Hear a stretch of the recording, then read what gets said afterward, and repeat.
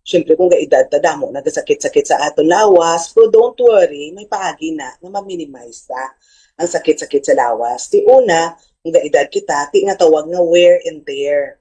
Sa paggamit sa aton lawas, siyempre ang aton nga tulan, gabag-it sa isa katulan, ang aton joint ganipis bala may ara tada nga mga cartilage nga ganipis. So amo na nga damo tanan batyagan nga sakit-sakit sa lawas.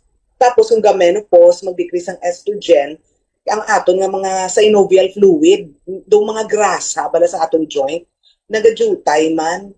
So kag ang aton nga mga cartilage, do hindi na ginabalaan mo ang pag-repair. So mo nga damo tanan batyagan nga sakit-sakit sa lawas plus the fact nga dehydrated no ang aton nga lawas kung hindi pala inom tubig, ga-stiff pag ang aton joint. So, di ba mo na sa una, flexible ka, di ba lang? Bak sa una nga, kung bata kaya nabuton mo tukwan, wala ka ng batyagan. Kung subong niya, may kwaon ka lang, bisas maduko ka lang, ay may nagpitik na to sa likod ko.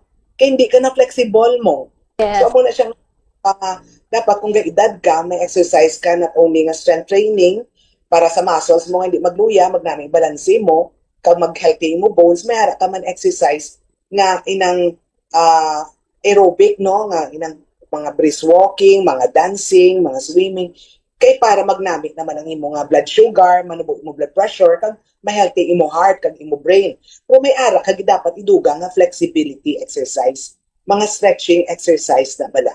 Kay ang mga muscles mo, hindi na amo naka-flexible sang una. So, amo na nga damo ka na batyagan nga mga sakit-sakit sa lawas. Ang flexibility is also affected as we age.